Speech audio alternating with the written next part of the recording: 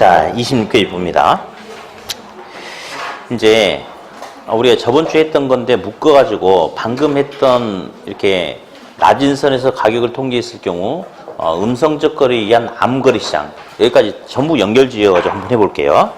먼저 이제 수요함수 보니까 수요함수가 P는 1200 마이너스 2 QD 수요량 이렇게 됐고, 자 공고함수 P는 300 플러스 EQS 이렇게 됐어요. 자, 이게 저번 주에 했던 거 다시 해볼게요.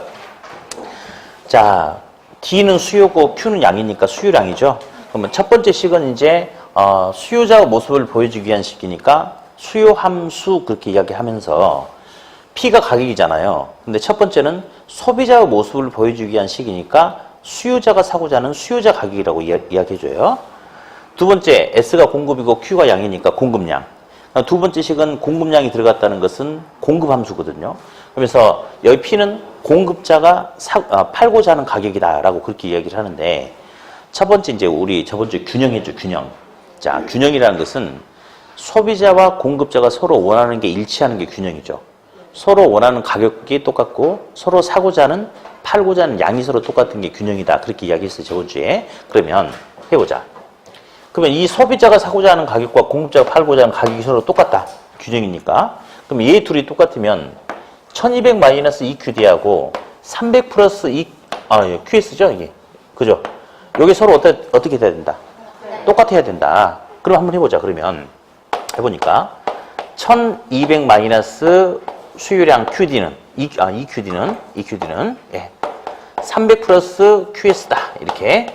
여기서 균형이기 때문에 수요량과 공급량이 서로 똑같은 거죠. 그러니까 구분할 필요 없이 그냥 Q 이렇게 하면 되겠죠. 자, 그래 보니까 숫자는 숫자끼리, 그다음에 Q는 Q끼리 이렇게 정리해 주면 되지 않겠습니까? 그러면 어디 큰 쪽으로 몰아줍시다.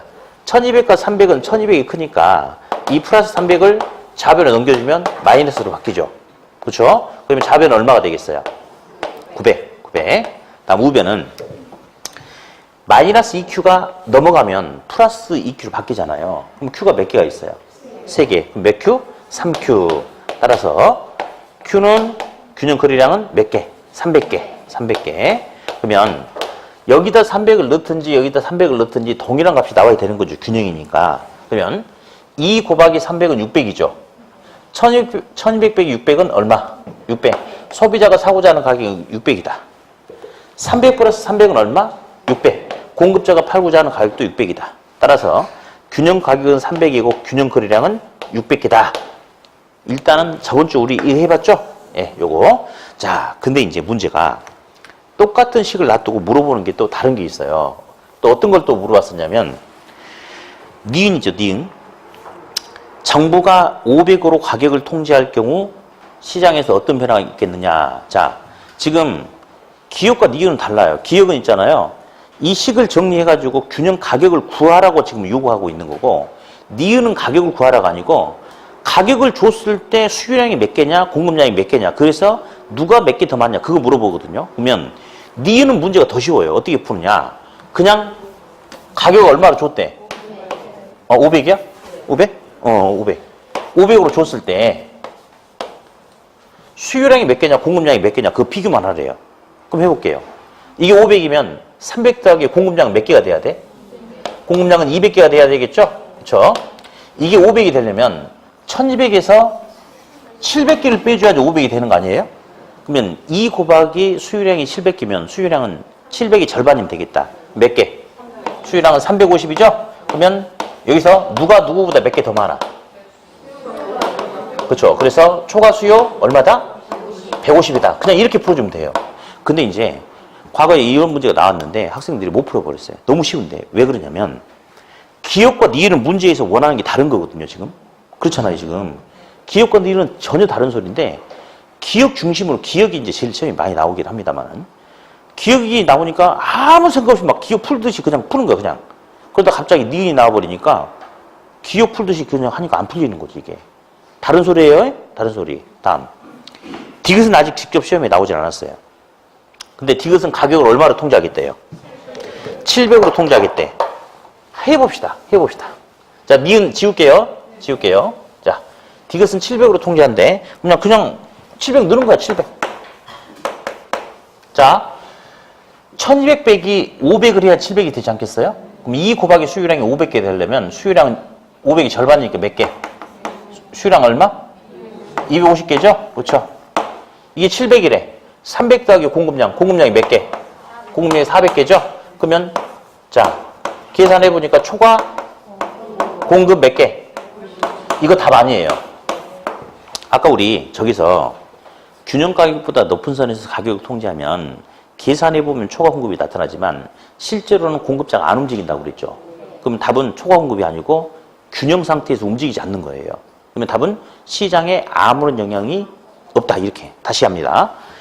니은은 계산해보니까 초과 수요가 나왔죠. 그게 답이에요. 근데 디귿은 계산해보니까 초과 공급이 나왔죠. 그러면 자기가 계산 잘못한 게 아니에요. 자기가 계산 잘못한 게 아니고 통제를 잘못한 거야. 초과 공급 계산해보면 초과 공급이 나올 수 있어요, 없어요? 있어. 이것은 내가 계산을 잘못한 게 아니고 정부가 가격을 균형 가격보다 낮은 선에서 정상적으로 통제를 해야 되는데 균형 가격보다 높은 선에서 통제를 잘못하다 보니까 계산이 초과 공급이 나왔어. 그러면 쓸 때는 초과 공급이라 쓰면 돼요, 안 돼요? 안 됩니다. 안 되고 아무런 영향을 줄 수 없다라고 그렇게 하셔야 돼요. 그렇게. 리을은 있잖아요. 또 달라요, 문제가. 리을은 지금 뭘 물어보고 있냐면요.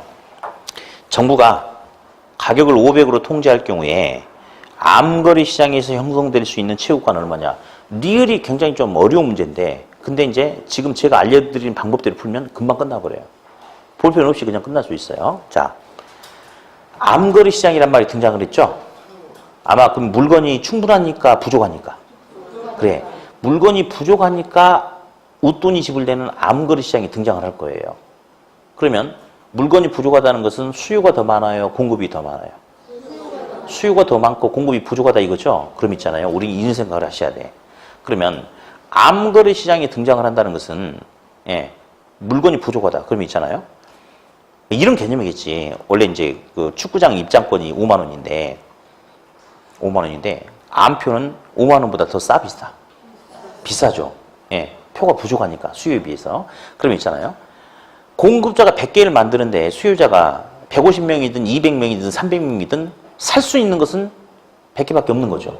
그럼 먼저 소비자가 몇 명이냐 이게 중요한 게 아니고 요 가격에 공급자가 물건을 몇 개를 만들 건지 먼저 공급자한테 물어보는 거예요. 물어볼까요? 이게 공급자죠? 그렇죠? 정부가 가격 얼마로 통제하겠대? 500으로 가격을 통제할 때 공급자한테 물어볼게. 야, 공급자야. 정부가 500 받으란다. 너 500이라는 가격에는 너 몇 개 생산을 해? 몇 개 만들겠대? 공급자는 200개 만들겠대요? 맞죠? 그러면 공급자가 200개를 만들면 소비자가 지 아무리 사고자 해도 몇 개밖에 못 사는 거예요. 그럼요. 그러니까 공급자가 200개밖에 안 만들기 때문에 소비자가 사고자 해도 200개밖에 못 사는 거거든요. 이번에 어떻게 하느냐?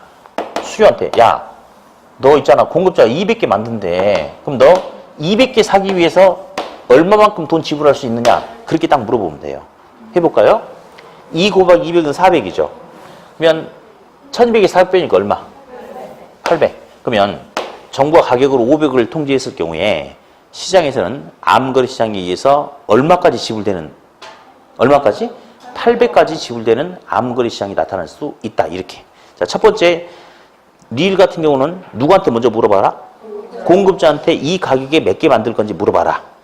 그 다음에 소비자한테 이만큼의 양을 사기 위해서 얼마까지 지불할 거냐라고 하면 계산이 아주 간단하게 끝나는 거예요. 예. 자, 일단 됐죠? 계산 다시 해볼게요. 그러면 이번에는 정부가 가격을 400으로 통제한다라고 했을 때 암거래 시장에 의해서 형성될 수 있는 가격은 얼마인지 한번 볼 텐데 한번 해볼까요? 그러면 자, 400 받으래. 400. 그럼 공급자가 몇 개 만들겠대? 돈이 안 되니까 100개밖에 안 만들겠다 이거죠? 그러면 소비자가 지함을 사고자 해도 몇 개밖에 못 사? 100개. 그러면 소비자가 지불할 수 있는 암거래 시장에서 지불할 수 있는 체육관은 얼마까지? 그렇지, 1000원까지 가능하죠. 2 곱하기 100은 200. 1200에서 200 빼니까 소비자가 지불할 수 있는 가격 얼마까지 가능하다? 1000원까지 가능하다. 이렇게. 자, 그래서 이제 지금 요 확인 박스에 있는 걸 제가 싹 묶어놨죠. 근데 원래 기본소 구성에는 이렇게 될 수가 없죠. 다 영역이 다르니까. 근데 하나를 놔두고 물어보는 게 지금 다 나왔던 것들이에요. 예. 지금 리을은 시험에 직접적으로 나오진 않았어요. 예. 근데 아무튼 여기 있는 것들은 다 나오긴 나왔는데 계산 문제로 직접 나온 것은 기역과 니은이 나왔고 디귿하고 리을은 지문으로 이게 숫자로 물어본 게 아니고 지문으로는 많이 나왔던 것들이 아주. 예. 그래서 아예 몽땅 공부하면서 서로 다른 유형이니까 서로 다르다는 걸 캐치하면서 아예 세트로 놓고 풀었어요. 세트로. 그래서 그냥 한 곳에 다 모아드렸으니까. 아셨죠? 네, 그렇게. 자, 이제 원위치 다시 갈 겁니다.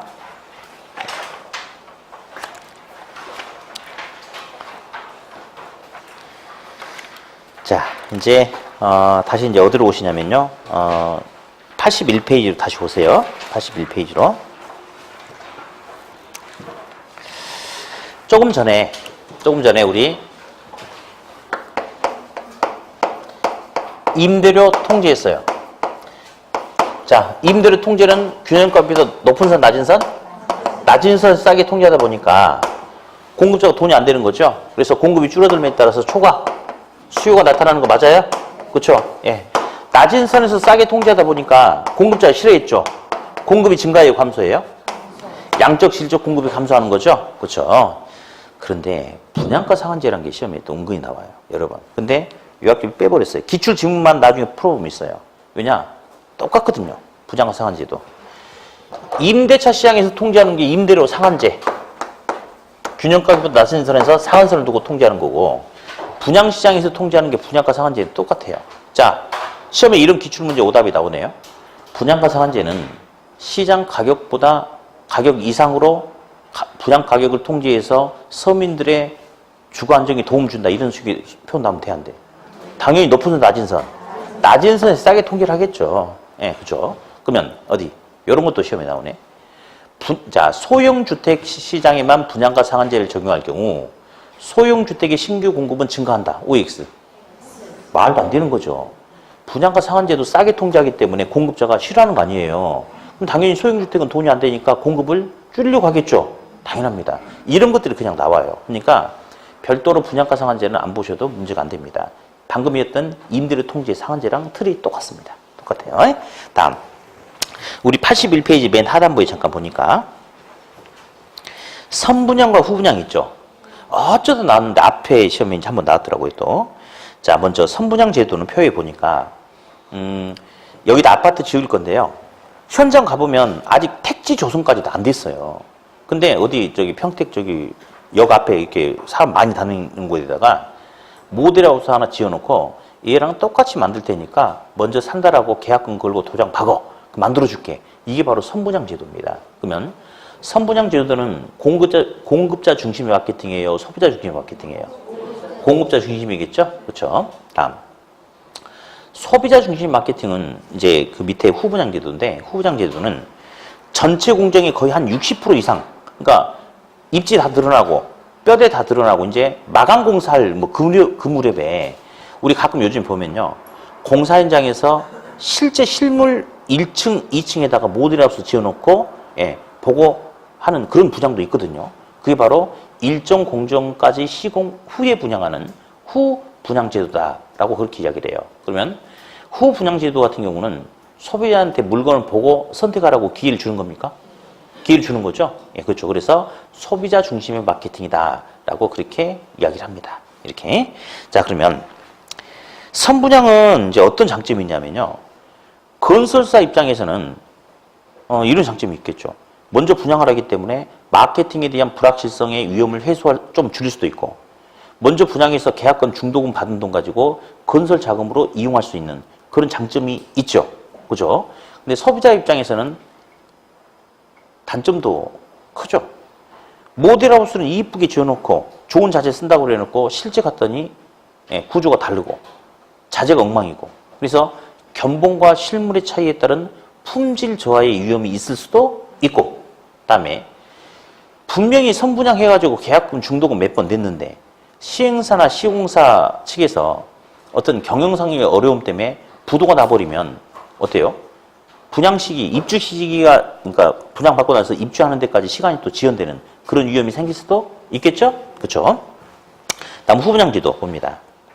후분양제도는 일단 일정 공정까지 시공 후에 분양하기 때문에 야 저기 자재 안 좋은 거 썼다대, 저기 구조가 엉망이다대, 품질이 나쁘다대, 그러면 분양 안 돼 버리는 거예요. 그러니까 그런 부분을 신경 쓰겠죠. 예, 그렇죠. 그리고 후분양제도 같은 경우는 이제 물건의 품질이 좋아지는 측면도 있고 또 시행사나 시공사가 부도가 난다면 그 전에 났겠지 이미. 그러면 시행사나 시공사가 부도 위험도 그만큼 줄어들고 분양받고 나서 좀 빠른 시간 내에 입주할 수 있는 그런 장점도 물론 있긴 하겠지만 단점이 어떤 단점이냐면 건설사 입장에서는 싫어하겠죠 이거. 예, 왜?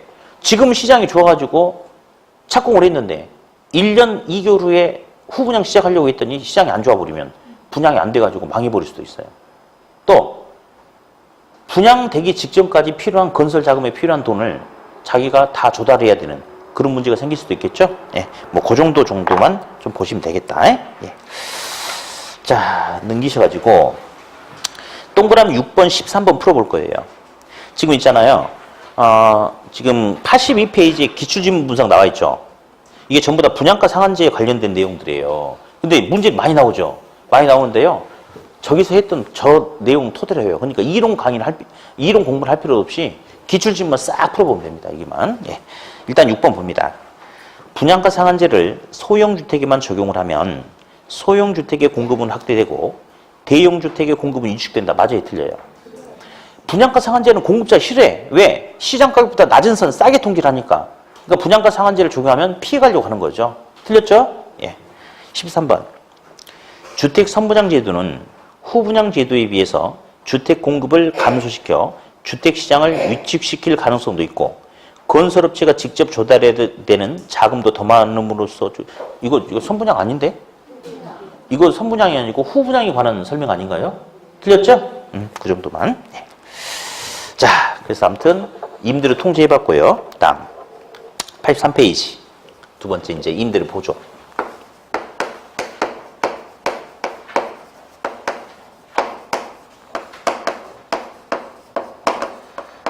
시험에 바우처라는 용어가 몇 번 나왔어요. 예, 그냥 임대료 보조는 정부가 임대료 일정 부분을 저소득층 임차인에게 지원해준다, 보조해주는 거거든요.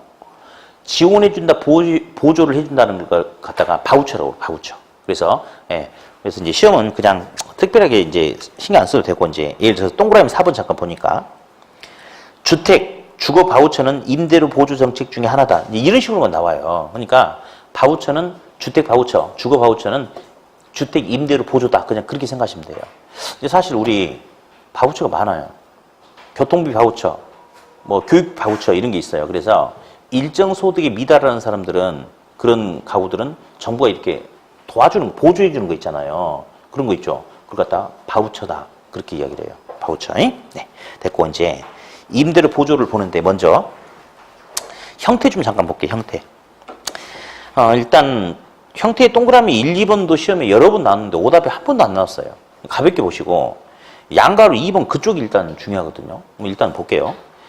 임대료 보조는 뭐 이렇게 생산자 보조와 소비자 보조가 있는데 생산자 보조는 뭐 공공임대주택 건설하는 공급자에게 보조를 해준다든지 이런 방법이고 소비자 보조에게는 뭐 전세 자금 융자 저리로 뭐 주거환경 개선을 위해서 최저 주거 기준을 설정해서 그에 못 미치면 정부가 직접 고쳐준다든지 그런 방법. 국민기초생활보장제도에 의한 뭐 주거급여. 뭐 실제로 그 임대료 보조란 게 우리나라에 있을까요, 없을까요? 있어요. 있는데 여러분들은 받는 분이 아무도 안 계실 거예요. 왜? 임대료 보조 받을 분이 학원비 내고 이 자리에 앉아 있는다는 거 말 안 되잖아요. 그렇죠? 그러니까 실제로 있어. 근데 이렇게 전국적으로 시행을 못 하고 있죠, 사실은. 근데 이제 지자체에서 일부 하고 있는데 서울시 같은 경우는 실제로 이제 전부는 아니겠지만 시범적으로 우리 차상위 계층이라고 얘기하잖아요. 정말 이렇게 소득순위 가장 낮은 이런 분들, 그런 분들한테는 임대료 일정 부분 보조해주는 그런 제도가 실제로 있습니다. 예. 그래서 정부가 원래 이제 추진하고자 하는 방향이 이런 거예요. 이제 뭐 이렇게 전부는 아니겠지, 당연히. 그래서 차상위 계층, 일부 계층들부터 이제 확대가 되는데, 예를 들어서 월세가 20만 원이다. 그러면 월세 50%를 지원해 준다면 어떻게 해주냐면 갑돌이한 사람이 그 임대차 계약서를 정부한테 갖다 내는 거예요, 동사무소에. 그래서 보니까 월세가 20만 원이야. 그러면 동사무소에서 그 신용카드 같은 카드를 하나 줘요. 이렇게 줘가지고 그러면 갑돌이는 그 카드를 임대인한테 주는 거야. 그리고 자기는 임대인한테 다음 달부터 월세 10만 원만 내. 그러면 정부가 그 카드 임대인이 갖고 있죠? 거기다 10만 원을 입금시켜줘요. 이렇게. 그러면 임대인은 어쨌든 20만 원 받는 거죠. 임차인은 그 임대료 절반만 내는 거죠. 절반 보조받고 그런 식으로 추진을 하려고 해요. 아무튼 일부 지자체에서 하고 있어요. 하고 있습니다. 지금. 예. 자, 그러면서 물어보고 싶다. 확인 박스 1번. 생산자 보조, 임대인에게 보조해주는 방법하고 소비자 임차인에게 직접 보조해주는 방법하고 어떤 경우에 임차인의 주택 선택의 폭이 더 확대되겠어요? 당연히 소비자 보조 방식이 임차인의 주택 선택의 폭이 더 확대되지 않을까요? 당연하겠죠? 그렇죠. 다음 두 번째, 소비자 보조 방식.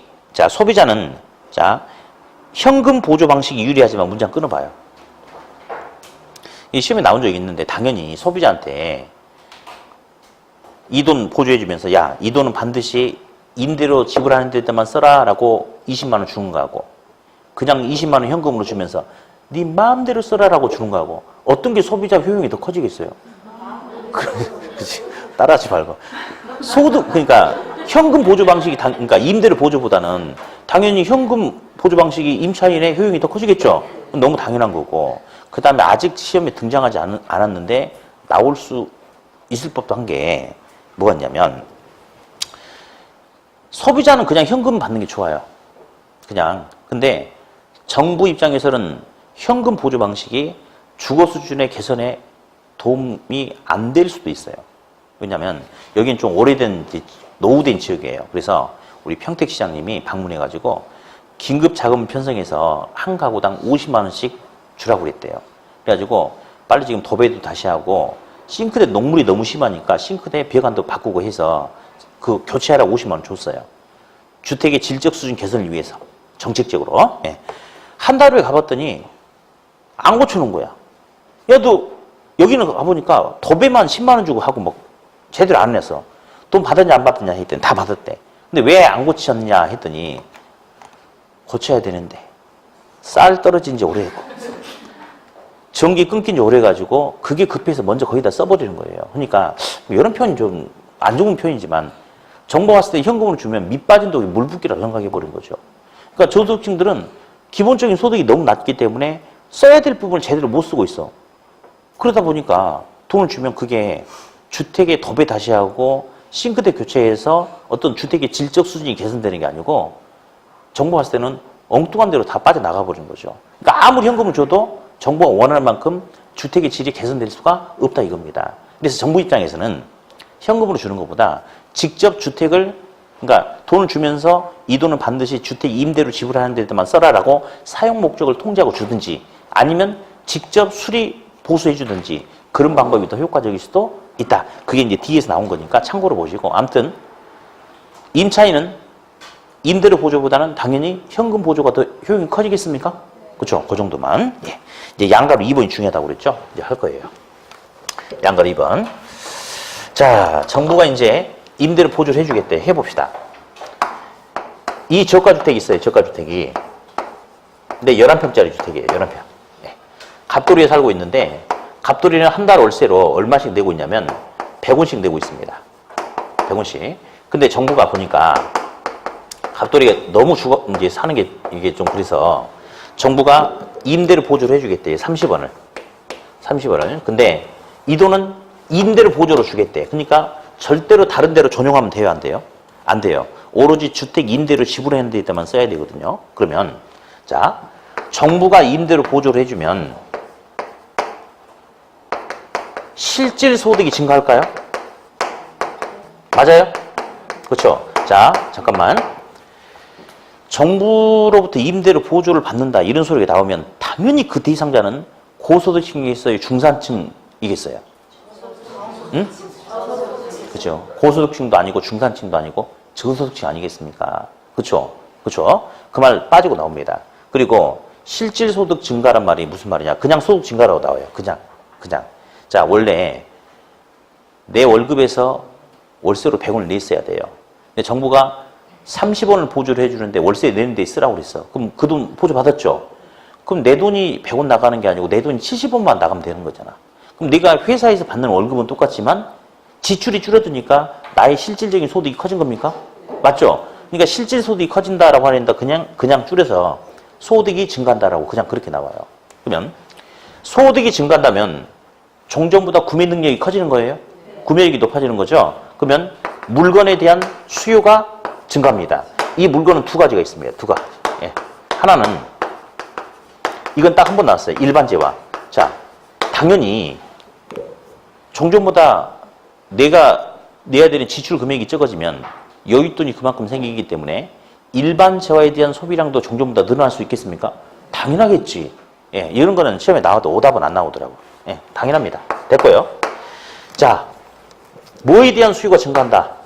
주택 수요가 증가한다라고 이렇게 이야기해요. 근데 여기서 조심해야 될 게 있어요. 이 주택은 고가주택이 있어요? 저가주택이 있어요? 당연히 저가주택입니다. 저가주택. 자, 여기서 또 하나. 여기는 저가주택 지역인데 9평짜리, 11평짜리, 13평짜리, 15평짜리, 7평짜리, 12평짜리 이렇게 있어요. 이 중에 어떤 게 고가주택이에요? 몇 평? 그렇지. 다 저가주택이죠? 그러니까 저가주택 지역 내에서 질적인 차이는 있을 수가 있단 말이죠. 근데 갑돌이가 지금 여기 살고 있는데 정부로부터 임대료 보조 받는다고 해서 이 돈 가지고 이 동네에서 이탈할 수 있어요? 없어요? 없죠. 그러니까 제가 전에 그랬죠. 우리 시험에서는 개천에서 용나는 거 없다. 한 번 저소득층은 영원한 저소득층이다. 그러니까 이 지역 내에서 벗어날 수가 없어요. 대신에 이 지역 내에서 주택 수요가 증가하는데 어떻게 증가하느냐. 갑돌이가 11평짜리 주택 살고 있었는데 가족이 5명이어가지고 너무 좁았어요. 그랬더니 정부가 한 달에 월세 20만 원씩 주니까 옥탑방을 하나 더 얻어가지고 큰아들, 둘째아들은 여기서 자고 공부하게 할 수 있죠. 그러면 양적인 수요가 증가할 수 있겠습니까? 네. 맞죠? 예. 다음. 11평짜리 주택에서 갑자기 31평으로 이사는 못 가겠죠? 그럼 21평은? 그것도 안 되지. 한, 요 정도로는 갈 수 있겠어요? 그럼 종전보다 아무튼 질적인 상태가 개선된 거 맞아요? 맞죠? 맞죠? 예. 그래서 임대료 보조를 해주니까 실질 소득이 증가함에 따라서 당연히 저가주택이에요. 생략되고 나와요. 주택 수요가 어떻게 된다? 증가한다. 양적인, 질적인 수요가 증가하게 된다. 그럼에 따라서 장기적으로 양적 수요가 증가하니까 정부가 아예 이 지역은 소형 임대주택을 추가로 공급할 수도 있겠죠. 또는 뭐 하향여고가 이루어진다든지 해서 장기적으로 저가주택에 대한 공급량도 종전보다 어떻게 된다? 증가하게 된다. 요게 이제 흐름이에요. 흐름. 네, 흐름. 그래서 다시 양가로 이번에 효과를 보니까 임대료 보조 효과. 동그라미 1번. 임차인의 여기는 저소득층 말이에요. 실질 소득이 증가합니까? 그렇죠. 그러니까 주택 소비, 양적, 질적 소비가 증가하죠. 자, 이 주택은 당연히 무슨 주택? 저가주택입니다. 증가하고 일반 재화에 대한 소비도 종전보다 증가하죠. 그렇죠. 다음 동그라미 2번. 무슨 여과? 하향여과. 자, 이제 볼게요. 이런 상황에서는 하향여과가 나타난다라고 이야기해요. 하향여과. 왜냐면요. 상향여과, 하향여과 들어봤죠? 고가주택 지역이 시간이 지남에 따라서 질이 낮은 저가주택 지역으로 바뀌는 게 하향여과. 저가주택 지역이 또는 저가주택이 유지수선 보수 개량을 하면 질이 좋아지는 주택으로 바뀌는 게 상향여과라고 그랬죠? 그렇죠? 근데 있잖아요. 조심해야 될 게 있어요. 상향여과, 하향여과는 개인이 느끼는 만족도를 표현한 게 아니고 지역의 물리적인 기능적인 상태를 말해요. 갑돌이는 굉장히 긍정적인 상황이 됐습니까? 갑돌이는? 그렇잖아요. 11평짜리 주택에서 좀 더 나은 주택으로 이사 갈 수 있으니까 갑돌이 개인적인 상태는 긍정적인 상태, 만족도가 좀 더 커진 거 맞죠? 근데 상향여과, 하향여과는 개인이 느끼는 만족도를 말하는 게 아니고 지역의 물리적인 상태야. 예를 들어서 볼래요? 3월 1일 날 정부가 임대료 보조해 준다고 그랬어요. 실태 조사를 해가지고 5월 1일 날 보조를 해주니까 갑돌이가 6월 1일 날 드디어 이사를 갔어요. 질이 더 좋은 주택으로. 그러면 이 지역은 지금 시간이 계속 흘러가죠. 그잖아요. 이 지역 재건축 재개발 없이 시간이 흘러가죠. 그러니까 지역은 지금 상향여과가 나타나고 있어요. 하향여과가 나타나고 있어요. 그렇죠. 갑돌의 개인적인 관점에서는 질적인 상태가 좋아졌지만 지역 전체적으로는 특별하게 재건축, 재개발이 없는 상태에서 시간이 계속 흘러가잖아. 무슨 효과가 나타난다? 하향효과라고 이야기하는 겁니다. 하향효과. 무슨 효과? 하향효과. 그래서 하향효과가 능동적, 긍정적으로 작동을 하면 저가주택의 양도 증가하고 질적 수준도 종전보다 개선될 수 있다라고 그렇게 알아두시면 돼요. 네. 다시 한번 임대를 보조를 해주면 저소득층의 실질적인 소득이 증가하는 거죠. 저가주택에 대한 수요가 어떻게 된다? 증가. 양적인 질적인 수요가 증가함에 따라서 장기적으로 저가주택의 공급량도 증가한다. 이런 게 나타나는 것을 무슨 효과가 나타난다? 긍정적인, 능동적인 하향효과다. 이렇게 하셔야 돼요. 네. 다음 동그라미 3번에 보니까 임대를 보조에 의한 하향효과는 무슨 효과로 설명 가능하다? 소득효과와 대체효과로 설명이 가능하다. 걔도 시험에 딱 한 번만 나왔어요. 한 번만. 이런 건 시험에 나와도 오답 안 나오거든요. 제가 설명 간단하게 해줄 테니까 딱 그냥 듣고 넘기세요. 자, 갑돌이 11평짜리 주택에 살고 있었죠? 그쵸? 근데 월세를 자기가 100원 냈어야 되는데 정부가 30원을 보조를 해준대. 그럼 자기 지출이 70원을 줄었습니까? 지출이 줄면 실질적인 자기 소득이 증가하죠. 그죠? 자, 갑돌이 11평짜리 주택에 살고 있으면서 만족했을까요? 징글징글하죠, 이거. 너무 좁아가지고. 벗어나고 싶죠? 그쵸? 근데 실질적인 소득이 증가하니까 이 가난을 이제 버려버린 거예요. 이게 소득 효과야. 그리고 이보다 좀 더 나은, 이를 대체할 수 있는 좀 더 나은 주택으로 이사 갈 수 있나요? 그게 바로 대체 효과입니다. 대체 효과. 이해하려고 하지 마시고, 임대료 보조에 의해서, 긍정적인 하향효과가 나타남에 따라서 소득 효과와 대체 효과 때문에 이런 하향효과가 나타날 수 있다. 그냥 그렇게 듣고 넘어가 버리면 되겠습니다. 예. 임대료 보조 그렇게 한번 해봤고요. 다음에 이제 큰 3번. 공공임대주택 공급이 나와요. 근데 뭐 세부 내용은 거의 안 나오고 아까 우리 직접 개입, 간접 개입 들어보지 않았을까요? 그죠? 공공임대주택 공급은 정부의 직접 개입이냐 간접 개입이냐 그거 물어보는 게 일반적이에요. 무슨 개입이죠? 직접 개입. 나머지 말로 합시다. 판사 안 할 겁니다. 공공임대주택 공급은 직접 써봐. 직접 개입. 한번 써봅시다. 한번 써보세요. 그러면서 잠깐 들으세요. 공공임대주택 공급은 신규 착공에 의한 공급 및 기존 다가구 주택 등을 매입해서 재임대하는 그런 방법이 있습니다. 시험에 나오지만 오답은 안 나옵니다. 됐고, 당연히 양가로 2번. 시장 임대료보다 균형 임대료보다 공공임대주택은 임대료가 더 싸겠어요? 비싸겠어요? 낮은 시세에 싸게 공급하겠죠? 그러면 사적 시장과 서로 다른 가격 체계가 나타날 수 있나요? 그렇지 않겠습니까? 그러면 공적 시장과 사적 시장 서로 다른 가격 체계가 나타나니까 공적 시장에 거주하는 사람은 사적 시장과의 임대료 차익만큼 정부로부터 임대료 보조 효과를 얻을 수도 있겠죠? 그래요. 효과는 뭐 크게 신경 쓰지 마시고요. 확인 박스를 보니까 근데 사실은 요게 요즘에 시험이 이 확인 박스를 좀 많이 건드려 줍니다. 그러니까 아까 제가 그랬죠. 이 본문 내용은 거의 지금 언급이 안 되고 있어요. 본문 내용은 뭐 정부가 공공임대주택을 공급하면 뭐 단기적으로 사적시장 임차인이 공적시장으로 이사가고 이런 내용을 건드려 주는 게 아니고 첫 번째 공공임대주택 공급은 정부의 직접 개입이다. 이거 하나. 그리고 나머지는 이 박스에 있는 내용 가지고 계속 건드려 주는 게 예를 들어서 공공임대주택 유형 써놨죠. 근데 영구임대주택을 좀 건드리긴 좀 그래요. 장기 전세주택은 30년 범위에서 어쩌고 저쩌고 이렇게 나와. 몇 년 범위죠? 20년. 요거 가지고 두 번을 울거먹었으니까 제 생각에는 국민임대주택을 20년으로 바꾸는 게 나오지 않을까 그런 생각이 듭니다. 국민임대주택은 몇 년이래요? 그래서 이제 장기 전세주택을 두 번 울거먹었으니까 이제 국민임대주택을 한번 건드릴 가능성이 충분히 있겠죠. 그래서 그거 좀 알아두시고. 나 행복주택은 시험에 이제 용어 같은 게 나오죠. 근데 이런 거 오답 내기가 좀 그래요. 행복주택은 뭐 오답을 어떻게 내야 되나? 대학생이 아니고 고등학생, 늙은 부부 뭐 이렇게 하기는 아니 그냥 물어보는 거야. 오답을 내기 이런 거는 숫자 가지고 오답 내는 거지 보자. 행복주택은 뭐 불행주택이라고 낼 수도 없는 거고 그렇죠? 그래서 자 장기전세 20년이고 국민임대 30년이죠. 그러면서 저 밑에 보니까 그 민간 임대주택의 유형 중에 준공공 임대주택도 역시 한 2번 나왔어요. 일반형 임대사업자가 몇 년 이상? 8년 이상 임대할 목적으로 하고 한 번쯤은 뉴스테이도 한번 나올 수도 있을 가능성이 있을 수도 있어요. 왜냐하면 우리 주변에 뉴스테이 공급 좀 이루어지고 있잖아요. 또 모르시는군요. 아니 말고 책 보세요. 제발 그런 거 쳐다보지 마. 아니 이 근처는 혹시 없어요? 동탄에 있대요. 그 동탄 롯데캐슬 거기 그 분양하고 있는 애가 제 동기인데 아무튼 그래요. 그 분양 팀장이야. 아니 소장이구나 소장.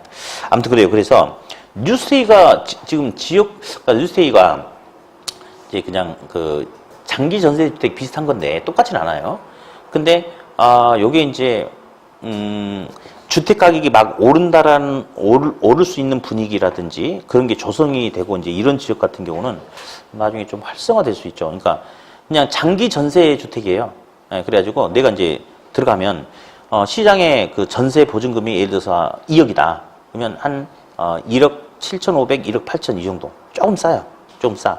대신에 이제 여기서 계속 살고 있다가 그 8년이 지나면 우선적으로 내가 이렇게 분양 신청해서 받을 수 있는 권리도 있고 뭐 그렇게 하는데 아무튼 그런 것들이 이루어지고 있는데 뭐 지방 쪽은 좀 제법 좀 되고 있는 곳들이 있고 동탄도 롯데캐슬 말고 수원도 있고 막 좀 그렇다던데 네, 저번에 그거 보니까 아무튼 그래요. 아무튼 여기만 뭔가 항상 빠지는 것 같아요. 그러군요. 아무튼 그래요. 아무튼 뭐 됐습니다. 그래서 한 번쯤 이런 거 나올 수 있으니까 특별한 건 없고 그냥 기업형 그러니까 이제 뭐 우리 그 뭐 롯데캐슬이라든지 SK 뭐 건설사 있죠. 건설사 공부하는 거예요. 그래서 몇 호 이상? 100호 몇 년 이상? 8년 이상. 그래서 이 정도도 한번 지금 사회 추세가 그러니까 나올 가능성도 있을 수도 있겠다. 네, 그 정도만. 네. 자, 86페이지.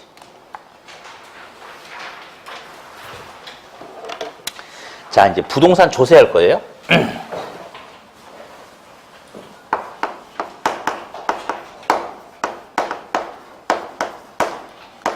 자, 이제 조세하는데 본문은 좀 시간 걸리니까 오른쪽에 확인 박스 있죠. 확인 박스.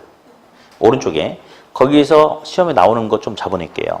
먼저 첫 번째 1번이 보니까 헨리 조지의 토지 단일세 이론 보이십니까? 그죠? 자, 이제 미국의 사회사상가 헨리 조지라는 사람이 있어요. 이 사람이 이렇게 이야기했대요. 정확하게 이야기하면 토지에서 발생하는 지대소득은 일부는 정당한 소득이 있겠지. 그러니까 예를 들어서 내가 땅을 살 때 100원 주고 샀단 말이에요. 그럼 내가 투자했던 100원에 대해서 이만큼의 소득은 나올 수, 그러니까 100원에 대해서 예를 들어서 지대가 20원이 나왔대. 근데 요즘에 100원 투자하면 시장에서 한 10원 정도 가져가는 분위기래. 그러면 100원짜리 땅을 사가지고 20원의 지대 소득이 발생하면 그 중에 10억 원은 정당한 소득이라고 인정할 수 있겠죠. 맞죠? 근데 나머지 10원은 불로소득이다 이거예요. 그래서 지대에서 발생하는 그런 불로소득은 100% 국가가 세금으로 징세를 해버리면 그것만 가지고도 국가 재정을 충당할 수 있기 때문에 나머지 모든 부분의 조세는 철폐해도 된다. 토지 세금 하나만 있으면 된다. 그게 바로 토지 단일세 이론이다. 라고 그렇게 이야기를 했어요. 근데 지금 시험에 여러 번 나왔는데 오답을 지금 주진 않았어요. 근데 이 이론 자체를 읽을 때는 오답이 나오질 않지. 대신에 오답을 낼 수 있는 것은 딱 하나밖에 없어요. 도대체 자, 어디 볼까요? 그러면 땅을 많이 가지고 있는 지주는 헨리 조지의 이론을 좋아하겠어요? 싫어하겠어요? 때려 죽여버리고 싶겠죠. 주 자식이 뭐야. 나한테 보태준 것도 없이. 그러면 도대체 헨리 조지는 왜 목숨 걸고 그런 소리 했냐. 지대를 정당한 소득으로 봤으니까 불로소득으로 봤으니까. 그렇죠? 헨리 조지에 의한다면 지대는 정당한 소득이다. 이러면 되겠어요? 안 되겠어요? 불로소득이다. 거기에서 오답이 나온다면 하나 나올 수 있을 것 같아요. 그렇게. 다음. 2번에 보니까 공급 동결 효과라는 게 있어요. 공급 동결 효과. 자, 이건 어떤 거냐면 어느 지역의 주택 가격이 너무 급등해서 정부가 주택시장을 안정화시키기 위해서 양도세를 부과할 수도 있지 않겠습니까? 그럼 양도세를 때리면 그 영향을 받아가지고 투기 수요 등이 감소돼가지고 주택 가격이 하락해서 주택 가격을 안정화시키려는 의도를 가지고 세금을 때리는데 오히려 그 사람들이 야야 걱정 마. 쫄지 마. 야, 세금 걱정 마. 올 가을에 이거 뚫리잖아. 도로 뚫리고 뭐 땅값 엄청 오를 거야. 아무리 못해도 아파트가 7, 8천 이상 오를 거야. 라고 해서 사람들이 양도세를 때리는데 오히려 그 지역에 보니까 집가 상승에 대한 기대감이 더 크게 작용해 버릴 수도 있겠습니까? 그럼 사람들이 안 팔고 가지고 있어 버려요. 그럼 시장에서 주택 공급이 원활하게 회전돼야 안 돼. 회전이 안 되죠. 공급이 동결, 묶여버린대요. 예. 그러면 오히려 기존 주택 가격이 더 비싸져 버리는 현상이 생길 수가 있을까요? 그럴 수 있겠죠. 실제로 우리나라도 그랬어요. 예. 예전에 모 정권 때 부동산을 좀 잡아야 되겠다 해가지고 잡으려고 했는데 조세 저항 비슷하게 좀 나타났어요. 근데 그때 부동산 그 예전에 노무현 정권 때 잡으려고 해서 아무튼 일부 묶어놨거든요. 대출 비율이라든지. 그래가지고 우리나라 사는 거잖아요. 그 이후로 글로벌 금융이 터졌는데 미국 같은 데가 그걸 조절 못 해가지고 망가져버린 거 그때. 아무튼 그랬거든요. 그 당시 이제 일부 지역, 전 지역은 아니고 일부 지역이란 뻔할 뻔자. 강남 3구지 뭐 뻔하지. 거기 우리 아주머니들이 조세 저항 운동을 해버리잖아. 그래가지고 중개업소마다 가가지고 우리 아파트값 현재 가격 이제 아파트값 현재부터 우리 아파트 가격은 몇 평 얼마 해가지고 가격을 분위기장이 다 찍어주는 거예요. 그래가지고 요 밑으로 거리에다 걸리면 앞으로 쫓겨날 줄 알으라고 협박하고 다니고 아파트 단지에다가 우리 아파트 적정 가격은 얼마입니다. 다 써놓은 거야. 그 양도세를 때리는데 사람들이 꿈쩍도 안 해버린 거예요. 이렇게. 그래가지고 오히려 더 오를 거라고. 이 정권이 하는 대로 반대로 가면 무조건 오른다고 막 이렇게 하면서 하니까 시장에서 그러니까 매물이 회전이 안 돼 버린 거예요. 그러니까 올라버린 거예요, 정말로. 그래가지고 한동안은 매수인이 양도소득세 대신 내주고 사는 이런 현상도 생기고 그랬대요. 예. 그런 게 바로 주택 공급 동결 효과거든요. 그러면 핵심 포인트는 뭐냐면 주택 공급이 원활하게 회전이 안 된대. 그러면 기존 주택 가격이 상승하겠냐 하락하겠냐 이거예요. 뭐 하겠어요? 상승이죠. 그래서 있잖아요. 공식이요. 동결 나오면 다른 내용을 볼 게 아니고 가격이 상승하냐 하락하냐 이거 잡아야 돼. 상승한다 나오면 맞는 거고 하락한다 하면 틀리는 거고요. 어디 3번 보니까요. 기출지문. 집가 상승에 대한 기대가 퍼져 있는 상황에서 양도소득세가 중과되어 동결 효과가 발생하면 집가가 하락한다? 상승하는 거죠? 틀렸죠? 그것만 찾으면 돼. 그것만.